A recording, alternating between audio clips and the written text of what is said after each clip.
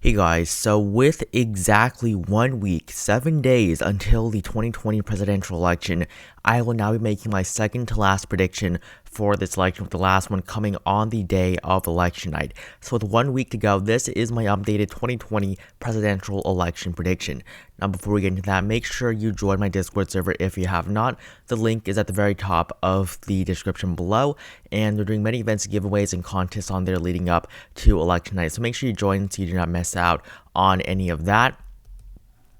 I've also launched channel memberships on my channel. You'll gain access to some pretty sweet perks by becoming a member. They're just 99 cents per month. Just click on that blue join button and you will become a channel member. You'll be able to learn more about the perks. It's located right next to the subscribe button. So moving on to today's video, this is my 2020 election prediction.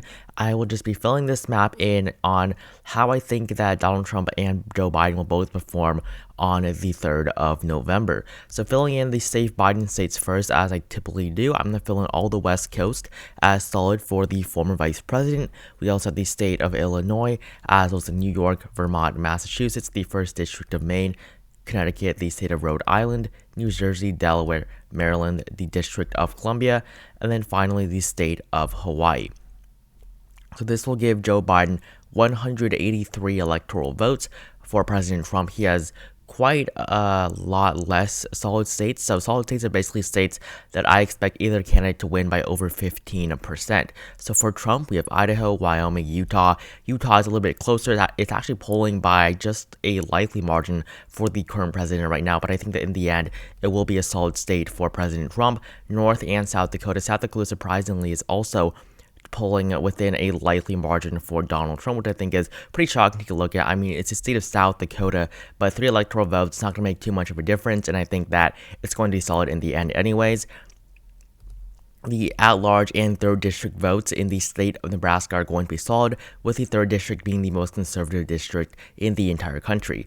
The state of Oklahoma, Arkansas, and all of the South, I think this election cycle will become solid for President Trump. I think that it will be a lot closer than it was in 2016, but still I think the margin is going to remain larger than 15% for the current president. The numbers were pretty close in Mississippi and Louisiana just a couple of weeks ago, but right now I think that the numbers are going to be a little bit more solid for Donald Trump. Tennessee, Kentucky, and West Virginia make up the final 3 solid states for Donald Trump. So after filling in the solid states for Joe Biden and Donald Trump, Joe Biden has a 101 electoral vote lead over the current president at 183 to 82 for Trump. Now for the likely states, I'm going to fill in the likely states for Trump, just so his numbers can get up there a little bit. So for President Trump, we have the state of Montana that I think is going to be a likely state on this electoral map. We also have the states of Kansas, Missouri, South Carolina, and the state of Alaska, with all 5 of these states being solid states with Trump in 2016, as well as the state of Indiana, a state Trump won by 19%. So all 6 of these states were solid states in 2016, and now they have become likely states. I mean, Montana is polling within 7%, I believe, for Trump, so it's actually a lean state according to the polls. So is the state of Alaska. South Carolina barely became a likely state just a couple days ago. Indiana numbers are not increasing or improving a bit for President Trump.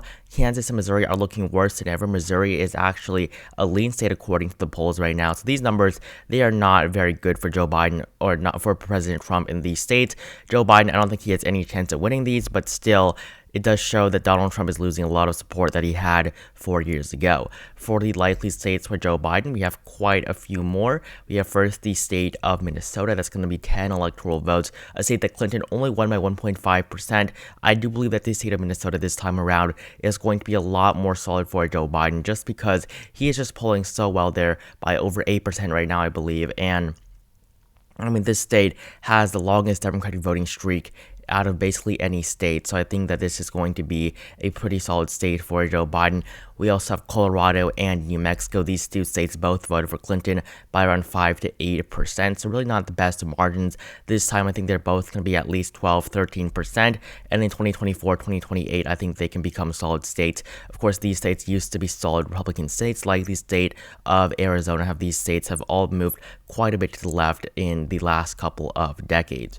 We also have the state of New Hampshire, which I think is also going to be a likely state. This was the second closest state in 2016. 2016, and the closest state that Clinton actually won. She won the state by just 0.3%, which was just a little bit of a larger margin than Trump's margin in the state of Michigan. However, by just votes in general, this was his lowest margin for any candidate in 2016. Clinton won the state by less than 3,000 votes.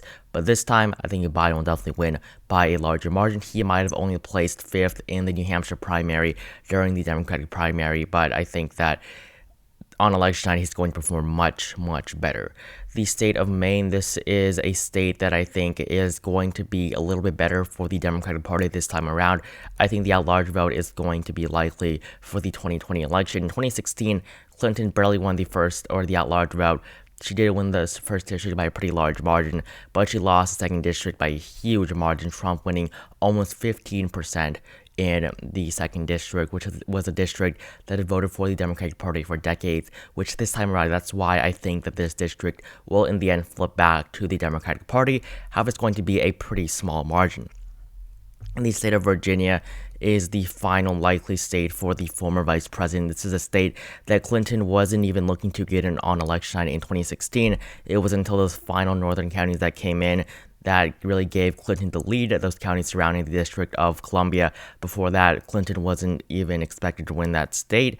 Things were looking a little bit tight there, but 4 years ago, she managed to pull it off. Tim Kaine was a running mate, and he was a former governor and a former senator from the state of Virginia, but he wasn't any sort of a good vice presidential nominee for it. But this time, Joe Biden doesn't even have anyone that's like connected to Virginia, and still he's doing so much better than Clinton, leads here by over 10%. So that's going to be definitely a likely state for Joe Biden. These three Rust Belt states, I'm not going to give any of these states as likely states to Joe Biden, just because I think that he definitely has a huge chance at underperforming the polls. The polls are currently, I believe, lean in Wisconsin and Pennsylvania, or I believe it's actually just on the cusp of being lean, so actually still likely in Wisconsin. Michigan is plus 8%, so it's likely, but I see it going a little bit lower for Biden on election night. But I think that these three states he will definitely win. So these three states are our first lean states for Joe Biden: Wisconsin, Michigan, and Pennsylvania. And yes, this gives Joe Biden 272 electoral votes. Now, these three states, they are states that voted for Trump in 2016. These were the three Rust Belt states that won Trump the election. And what's surprising is that on this electoral map, with the exception of Nevada, all of these gray states, as well as these three Rust Belt states, they all went to Trump in 2016.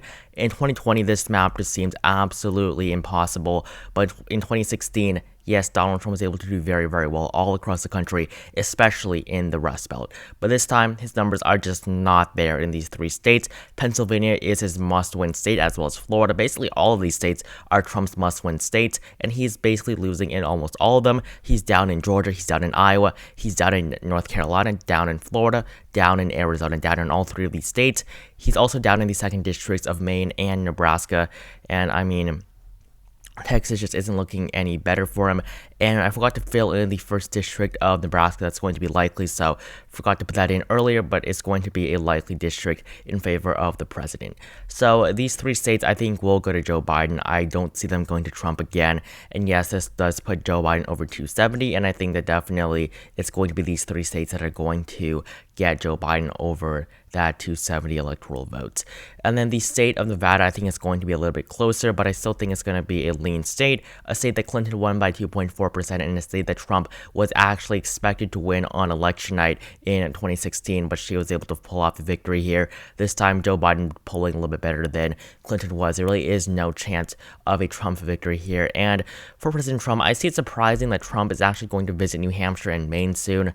I don't know why he's going up there. I think he should definitely focus more on states like Texas, Ohio, Iowa, Georgia, North Carolina, Florida, Arizona. I mean, all of these states are just states that Trump really needs to focus on. I mean, he is in a lot of trouble here. He's basically pulling behind in almost every single swing state. And if we were to do this just based on polls, I mean, Trump would win 181 electoral votes and we would be done. But the Electoral College works a little bit different than that. Polls don't always decide the elections. Of course, polls aren't votes or anything similar to that, but they are a snapshot of how voters are probably going to vote on election day. And if Trump is down too much in some of these states, I will have to give it to Joe Biden.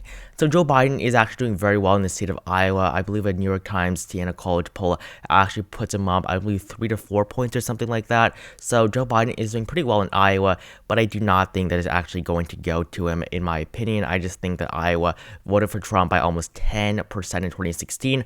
I think it's definitely going to be a tilt for Trump, but I do think that it's not going to be as close as many people may think. So there are no lean states for Donald Trump. I do not think Texas will be a lean state. I think that both Democrats and Republicans are going to come out in droves to support their candidates.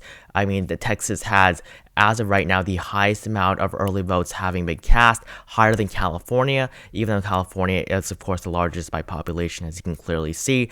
But Texas has had more votes already in, I believe around over 7 million, almost 8 million votes at this point in time. And I believe over 85% of the votes that were cast in 2016 have already been cast in the state of Texas. And this is likely to increase. I think that Texas will break turnout records. I think that Texas will be very close. I think the Democrats are going to seize this as an opportunity to finally flip the state blue after 4 decades of Republican control. And I think the Republicans will also come out and vote just to fight for, Texas, a state that is very important to Republican victories on the Electoral College. I mean, it's 38 electoral votes, a state that Trump absolutely cannot win the election without. So Texas, that is going to be a tilt state for Trump. I think it'll get very, very close here. The state of Iowa, as I mentioned before, I think that is also going to be a tilt state on this electoral map. It's 6 electoral votes in this state that, as of right now, I think Joe Biden is doing very, very well in. I mean, a state that Trump won by 10%, Joe Biden leads in this state by over 1% and has been consistently. I think that the race is going to be very interesting there in Iowa, but at the end, I think it will go to Trump. Ohio, I'm actually contemplating making it a lean state at this point in time. I'm going to go with tilt. I think that this election is just a very close election, so I think that even Ohio, a state that went to Trump by over 8% in 2016, I think that's going to be another close state. And Ohio was actually polling in favor of Biden for quite a while, until now some new polls are showing some improvements. But what's surprising is that Trafalgar Group actually puts Joe Biden ahead by a point in Ohio. It is one of the most right-leaning pollsters that, does a lot of polls, so it's pretty surprising to see that in Ohio, but we'll see how the race changes. In the final week, that will probably be my most accurate prediction, because right now, we still have 7 days to go, and in 2016, those final 7 days were crucial for Trump. He was able to win over so many undecideds because Clinton was on at 50%. Clinton basically performed her exact polling average, did not really win over any of the undecided voters, but Trump won over all of them in these 3 key states in the Rust Belt. I think that Biden already at 50% in all 3 of these states. I think there's no chance for Trump to win these states. But anything can change. It's 2020. A lot of things have occurred that we really didn't expect.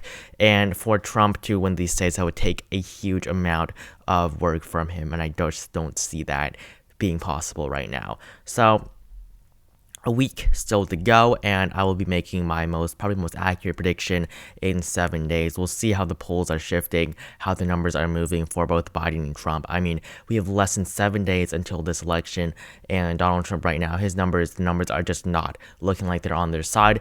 The state of Georgia is the final state for Donald Trump on this electoral map. Do I think it's going to go to Biden? No.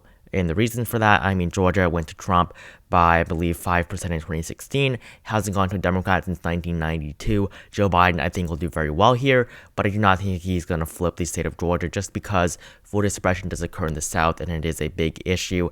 I think that if Stacey Abrams wasn't able to win her Senate seat here, she's pretty popular in Georgia. I don't think Biden will be able to do that either, but I think definitely he will see some of her types of numbers here in the state of Georgia. And then the final 3 states, Arizona, Florida, and North Carolina. Arizona, I will actually turn into a tilt state. Florida will continue to be a tilt state, as well as North Carolina. Now, my reasons for the state of Arizona is because the polls are tightening a little bit there. I don't expect Trump to win just because Biden is very, very close to 50%. He barely needs to win any of the undecided voters. But it's just that in this state, Joe Biden has been leading for the entire election cycle. I don't see Trump flipping the state. He has never led in the state of Arizona, and I think that The race will be pretty close, but I just don't see it going to Trump at this point in time. North Carolina, as well as the state of Florida, these two states, I think, are also going to be Biden states. North Carolina, I think, will be a historic flip. I mean, a state that went to Trump by over 3%, and a state that went to Obama for the first time in decades in 2008 by basically 0.3%. I think that North Carolina will actually go to Joe Biden.